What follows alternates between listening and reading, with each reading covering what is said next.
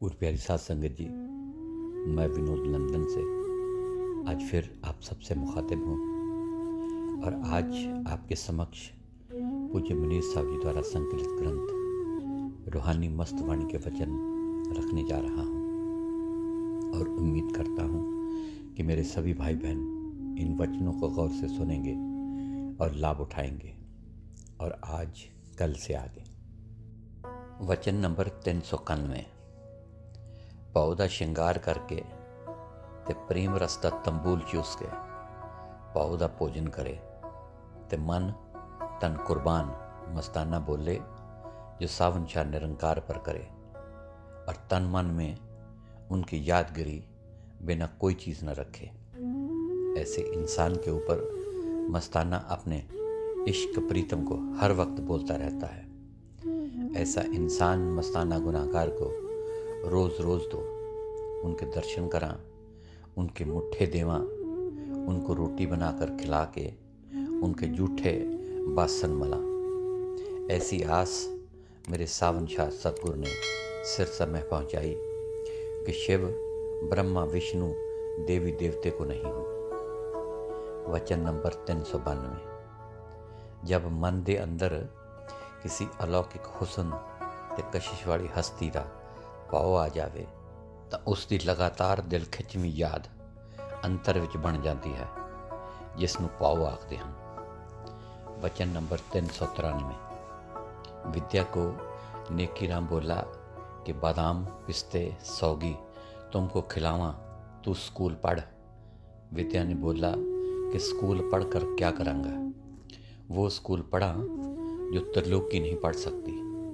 वो स्कूल चौथे पद में है जो पढ़े अमर पद पावे। सावन शाह निरंकार दा हरी रस नशा ते अमृत पीवे। ये रस बल्ख बुखारे के बादशाह ने पिया, ये रस मीराबाई ने पिया, नामा त्रिलोचन ने ये रस पिया। इसी तरह सरसा में इन छोरों ने पिया तो घर बार धंधे सारे इनसे भूल गया। असी सुनते थे कि इस रस के पीने से छोड़ चलते हैं बादशाहियाँ। अभी आंखों से देखा विद्या नेकीराम का छोरा पातशाही सुख अपना छोड़ के और दुखों में आके मस्ताना के साथ भजन करने लगा।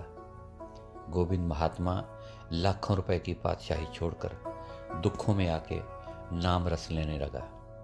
दूसरा बलूचिस्तान का चौधरी पातशाही छोड़ के अपने नाम का रस लेने लगा। मस्ताना बोला कि इत्थे दोज़ख कट के अगे सारी उम्र गुल बन जाती है। रूह दोज़ख क्या है कि रात का सुख आराम, इस जबल तन मन का पिटाना।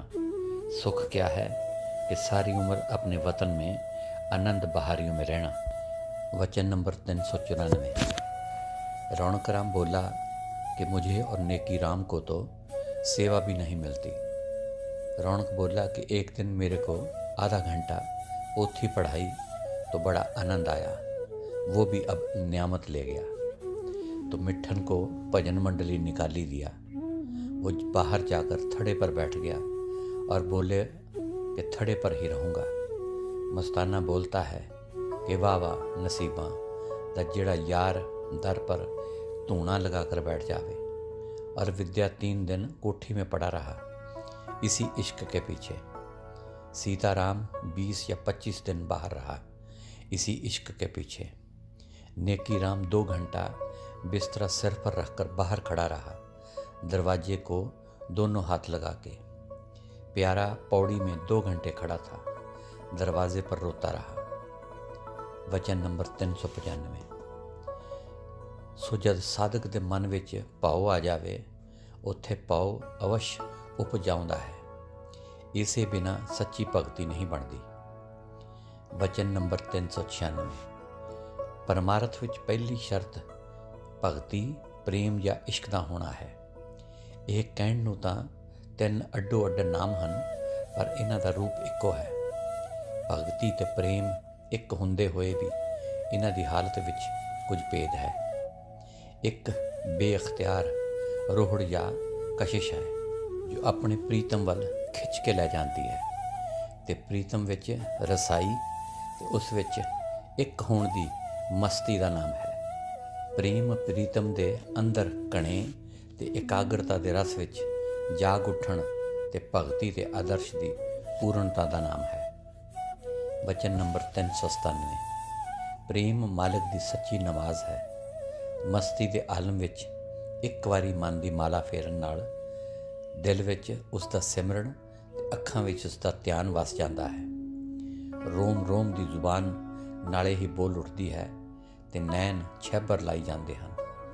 ਇਸੇ ਸਿਮਰਨ ਤੇ ਧਿਆਨ ਕਰਕੇ ਇਨਸਾਨ ਉਸ ਤਰੀ ਦੇ ਰਸਤੇ ਆਪਣੇ ਦਿਲ ਦੇ ਕਾਬੇ ਤੱਕ ਜਲਦੀ ਰਸਾਈ ਹਾਸਲ ਕਰ ਲੈਂਦਾ ਹੈ। ਸਾਦੇ ਖੁਸ਼ਕ ਰੋਜ਼ੇ, ਨਮਾਜ਼ਾਂ ਤੇ ਇਬਾਦਤਾਂ ਬਿਨਾਂ ਹੰਝੂਆਂ ਦੇ ਕੋਈ ਫਲ ਨਹੀਂ ਲਿਆ ਸਕਦੀਆਂ। ਸਾਧਕ ਹੰਝੂਆਂ ਦੀ ਤਰੀ ਦੇ ਰਾਹੀਂ ਜਲਦੀ ਮਾਲਕ ਦੇ ਵਸਲ ਨੂੰ ਪਾ ਲੈਂਦੇ ਹਨ। ਸਭ ਜਪ ਤਪ ਗਿਆਨ ਤੇ ਧਿਆਨ ਪ੍ਰੇਮ ਤੋਂ ਬਿਨਾਂ ਥੋਤੇ ਹਨ।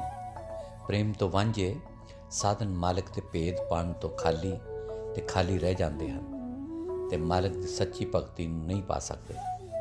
ਹਜ਼ਾਰਾਂ ਇਬਾਦਤਾਂ ਕਰਦੇ ਰਹੋ, ਤੁਸੀਂ ਸੱਚੇ ਨਮਾਜ਼ੀ ਨਹੀਂ ਬਣ ਸਕਦੇ। ਜਿਸ ਨੂੰ ਪ੍ਰੇਮ ਦੀ ਚਾਟ ਨਹੀਂ ਮਿਲੀ, ਉਹ ਮਾਲਕ ਦੇ ਰਾਜ਼ਾਂ ਦਾ ਜਾਣਨ ਵਾਲਾ ਨਹੀਂ ਹੋ ਸਕਦਾ। ਮਾਲਕ ਦੇ ਮਿਲਣ ਲਈ ਕਈ ਰਸਤੇ ਥਾਪੇ ਗਏ, ਜਪ ਤਪ ਭਗਤੀ ਬੈਰਾਗ ਗਿਆਨ ਯੋਗ ਇਤਿਆਦਿ, ਪਰ ਪ੍ਰੇਮ ਇਹਨਾਂ ਸਭ ਸਾਧਨਾਂ ਤੋਂ ਉੱਚਾ ਮਾਰਗ ਹੈ। ਇਹਨਾਂ ਸਭ ਸਾਧਨਾਂ ਦੀ ਜਾਨ ਹੈ।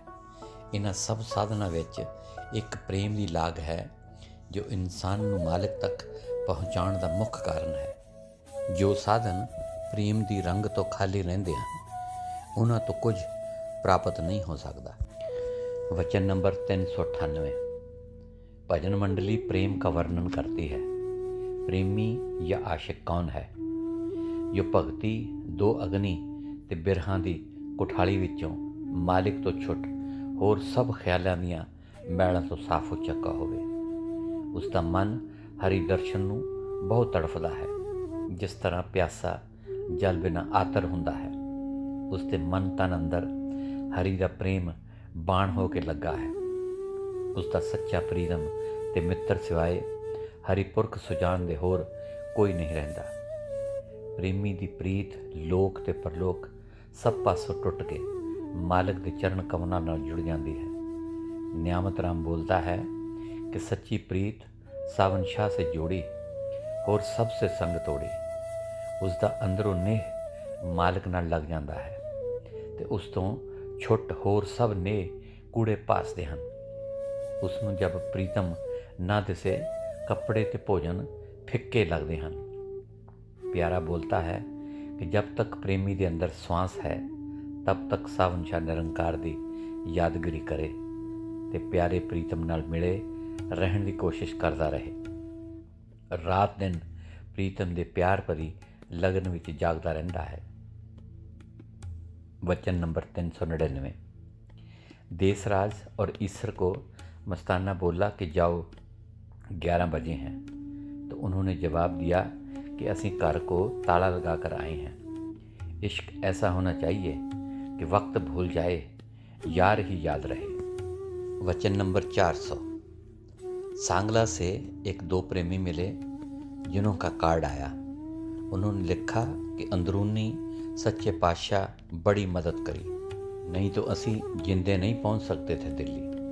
दिन को कमाते रात को खाते हैं। मस्ताना बहुत खुश हुआ। चाहिए ऐसा कि दोनों जहान का खजाना तो सावन शाह निरंकार उनका नाम है। ये चोरों का दाना है, कमाया तो चोरों को दिया। ये जहान सारा जहान चोरों का दाना है। ये रब का नाम खजाना है। चोर क्या है? काम क्रोध लोभ मोह अहंकार, ये पांचों का शरीर है। सारी त्रिलोकी को बांधकर अपने काबू में रखा है। करोड़ों युग आत्मा इनके साथ सुन्नी रही, वीरानी में आई। लोगों ने चोरों का दाना रख के घर भरा है। आप सुंझे ते सुंझे रहे। मस्ताना फ़कीर सावन शाह बोलता है कि नसीब उन पर जिन्होंने अपना धन कमा के अगले जहान में जाकर शाहूकार बनकर बैठे, और जिन्होंने इत्थे चोरों का दाना दब के कमाया वो अगले जहान में सुन्ने रहेंगे, डंडे और लांता खाएंगे। वचन नंबर 401। और रौनक राम को मस्ताना बोला कि उठकर खड़े हो, तुमको नींद क्यों आती है? बोला कि मैं दिन को नहीं सोता। तो मस्ताना बोला कि नसीब होवे तो इस जहान में ऐसा होवे कि तन को घोड़े जैसा समझे, खिलाया दब के, चढ़िया तो फिर खूब चापा मार अपना मतलब पूरा किया, फिर खातर नहीं घोड़े को करते, इसी तरह इस तन की खातर नहीं करते, और तन से मालिक का नाम जपा के अपना सुख निकाले, नहीं तो तन चला जाएगा आग में, ये रोता रहेगा। काल का खाजा है, भजन सिमरण अपना है। वचन नंबर 402। नेकीराम बोलता है कि जो सावन शाह निरंकार के प्यार प्रेम में सुख आता है, कहा नहीं जा सकता, कि अंदरों गुरु प्रीतम नाल सच्चा ने लग जाण पर उन्होंने सामने देख के तन मन निहाल हो जाता है। वचन नंबर 403। और गुरु सावन शाह निरंकार के प्यारे ईश्वर देसराज को मस्ताना बोला कि इतना वक्त 12 बजे तक तुमने दिया, इसी तरह जैसे बोरी कोयलों से भरी पड़ी रहे, उसी में रुपया डालते जाओ और कोयले निकालते जाओ रोज़ रोज़। एक दिन वो रुपयों की बोरी भर जाएगी। इसी तरह नाम जपते जपते तन नाम रूप हो जाएगा। वचन नंबर 404। विद्या छोरा नेकीराम का बोलता है कि उसने नूरे जमाल दी झलक करके सब सुध बुध विसर जाती है। तो विद्या नेकीराम का छोरा बोलता है कि मेरे से स्कूल घर माँ बाप सारे भूल गए, पता नहीं लगता वो ख्याल किधर गया। हर वक्त मेरे को सावन शाह निरंकार ही दिसता है। उनके याद करने से छोटी उम्र में मेरे को झूठ नज़र आने लगे, जैसे कि मरने के वक्त उनको झूठ नज़र आता है। फिर वो रोता है, पछताता है कि मेरे साथ झूठ पाप किया, ये ना संग चली। तो मेरे को जिंदे भजन मंडली का संग और सावन शाह जिंदा दिया और बोला कि ये सारी तरलोकी मारी जाती है। प्रेमी की आंखें प्रेम में मस्त रहती हैं। सावन शाह ते उसके नाम ਨੂੰ ਦੇਖਦੀਆਂ ਰਹਿੰਦੀਆਂ ਹਨ। ਜੇਕਰ ਉਸ ਤੋਂ ਛੁੱਟ ਸਤਿਗੁਰ ਸੇ ਬਿਨਾ ਸਭ ਝੂਠ। वचन नंबर 405। इश्क एक प्रज्वल अग्नि है, इस विच सड़ना किसी ऐरे गैरे का काम नहीं, ये किसी विरले प्रेमी का काम है। इस विच भजन मंडली सावन शाह निरंकार के आगे पुकार उठी। वचन नंबर 406। कि ये गल याद रखने की है कि इत्थे जो इश्क का जिक्र हो रहा है, इत्थे वो इश्क नहीं जो तीर्थ और वर्त दान पुण्य लोग करते हैं। इत्थे तो वो इश्क सावन शाह निरंकार दा जिसको इश्क इलाही आखते हैं और अंदरूनी अमृत पिलाने वाला है। वचन नंबर 407।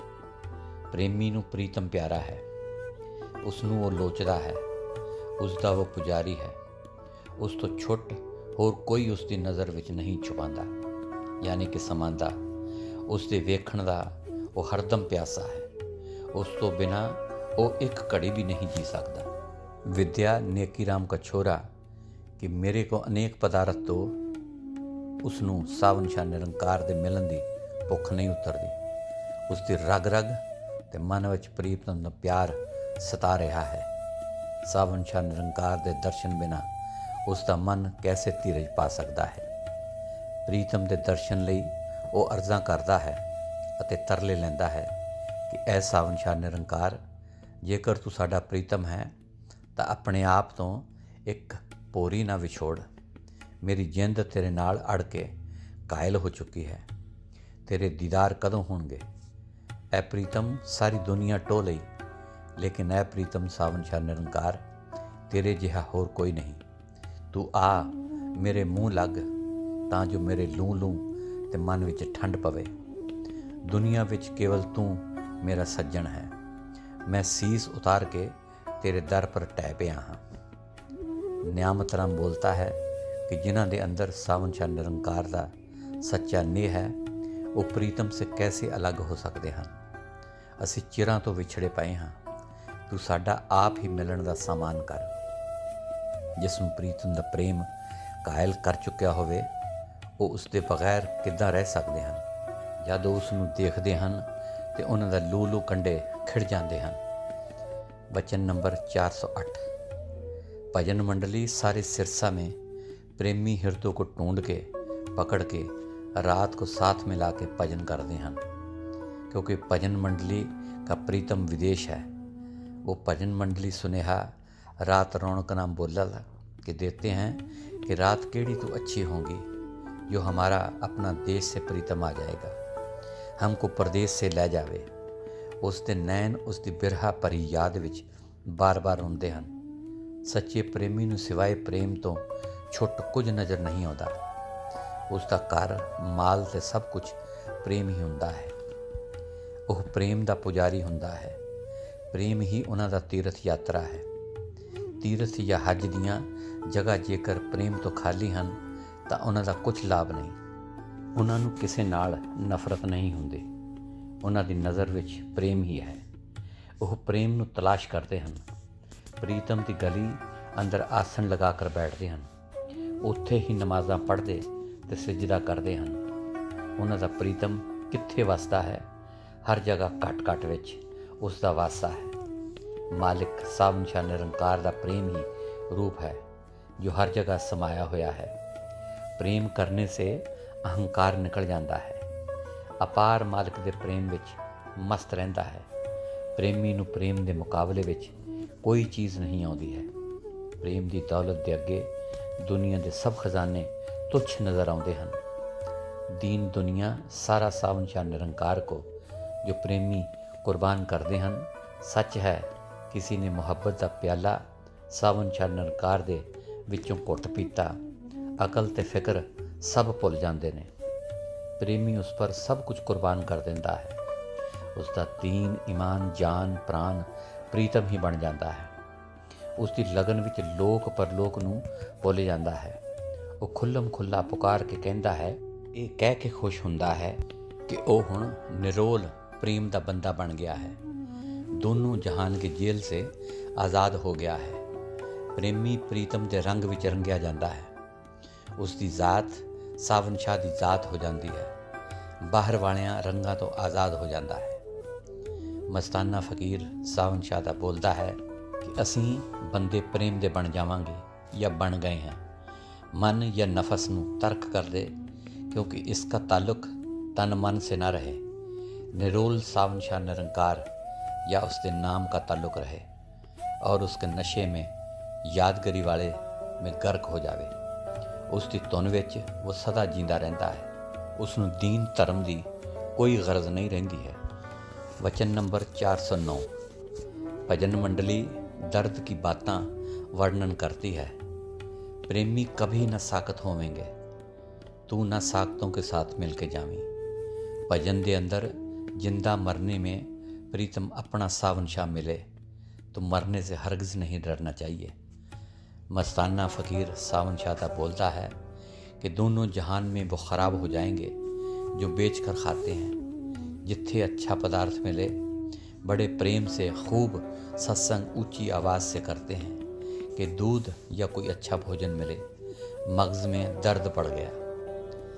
अंदर घर चोर भजन के करते हैं झूठियाँ बातां, पोथी चुक के टुरते हैं कि असी करते हैं अच्छा सत्संग। अपने घर का पता न लगा, काम करते हैं कच्चा। तू ना बनेगा सतगुरु के आगे हरगिज़ सच्चा। सत्संग और भजन सिमरन करें कच्चा।